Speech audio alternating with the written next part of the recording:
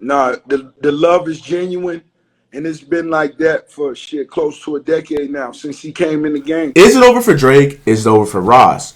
BBL Drizzy has become a trending hashtag on Twitter after Ross exposed Drake for allegedly getting a nose job and trying to extort French Montana. These last 42 hours in hip hop have been the craziest thing that we've ever seen. Drake dissed Kendrick and responded to the whole industry after what they've been saying about him, and Rick Ross caught some bars. I might take your girl and cuff her like I'm Ricky. Can't believe you jumping, this nigga turning 50. Spend that little check you got and stay about my business. Rick Ross would actually drop his own diss track, Champagne Moments, which would be a play on Drake's Instagram handle, Champagne Poppy. Now, the first line of the Drake diss was very direct, and it was about Drake flying out Rick Ross's ex-girl, Christina Mackey, to his Florida concert and giving her tickets. Drake has been known to participate in psychological warfare, and this was a microaggression. The Can't Believe You Jumpin' and the Nigga Turning 50 was a response to Rick Ross celebrating on Instagram Live, listening to Kendrick's diss track about Drake. When it's crazy to think about because Rick Ross's biggest songs from Aston Martin Music, Stay Schemin', Gold Roses, and How Could I Forget Money in the Graves all came from Drake, and he's just biting the hand that feeds him. Time and time again, the Drake stimulus package has put so many rappers into position, including French Montana, The Weeknd, Rick Ross, and Future. Many fans have pulled up old clips of Rick Ross showing Drake love, because despite the slack he's talking on his name right now, he used to give Drake the biggest props and public praise. And Drizzy, our relationship most definitely is real close, you know what I mean? I'm gonna be honest with you. It's like you and Drake got an album together. I'm gonna be honest, I don't know how much music we got, Right. because it's so easy working with the homie. It's not a lot. I'm gonna be honest. We in the 2 percentile when it come to writers and creators. It's called the 2 percentile. The 2 percentile. Yeah. Listen. If you're not ready for this, That's the album. That's the album. walk out of the room. Somebody walk out the room. But the 2 percentile is when you walk into the room, you hear something, a beat, a production that you actually love. It can actually create it, think of it, create it, write it, and execute it right then. In this throwback interview, Ross will give him credit for being in the 2 percentile of elite writers.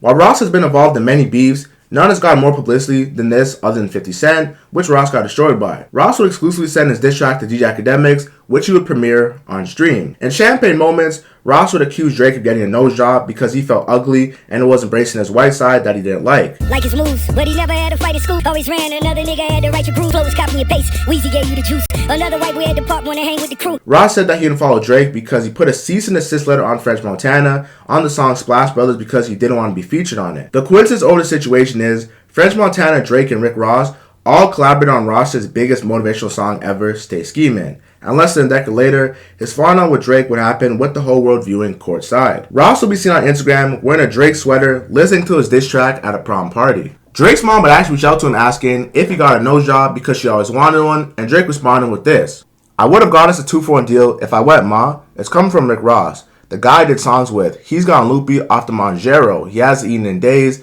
and it's turning him angry and racist. He's performing at proms for money. It's bad. Don't worry. We'll handle it." Ross will post a series of videos questioning Drake's pen while listening to Sicko Mode, the song with Travis Scott. And Drake would do a post and delete, posting a fat picture of Rick Ross saying, "Put the milkers away, big boy." Rick Ross will ultimately respond, flaunting his Atlanta mansion.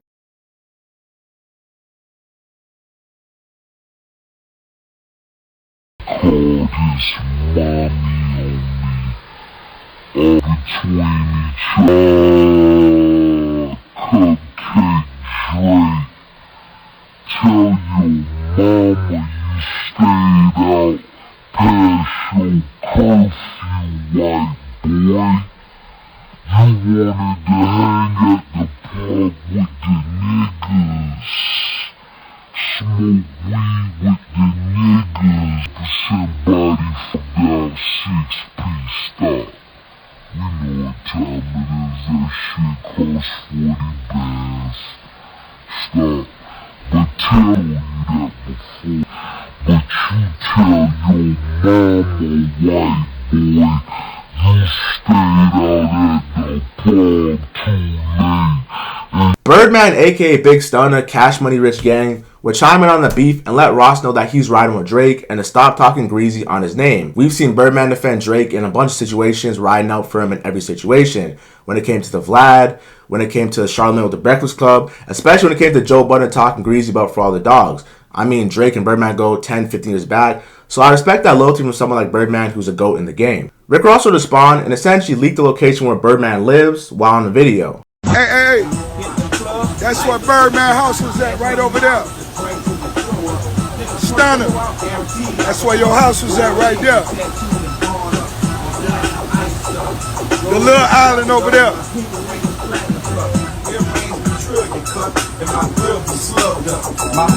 Rick Ross and Birdman had never really seen eye to eye, and in the past, Birdman stated facts about Rick Ross mirroring his Maybach music group after Cash Money and Young Money and taking after his footsteps. In 2017, Ross dissed Birdman on the song Idols Becoming Rivals, talking about him owing Lil Wayne and DJ Khaled money and using that money that he owed him to buy a mansion in Florida. Them conversations of wisdom, just that little game. You know, that's the only thing really, you know, I wouldn't charge them, you know, because I got so much game coming up. And I thought that's how it's supposed to went. But, you know, just seeing the way, not just Lil Weezy,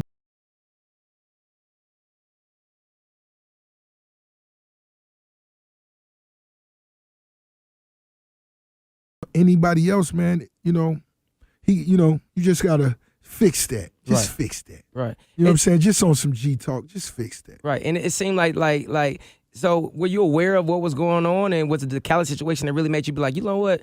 Now I need to say something, just me being around, you hear things, you see things, but you mind your business, you know what I'm saying? But, you know, actually when it was my brother DJ Khaled, it's like, damn, homie.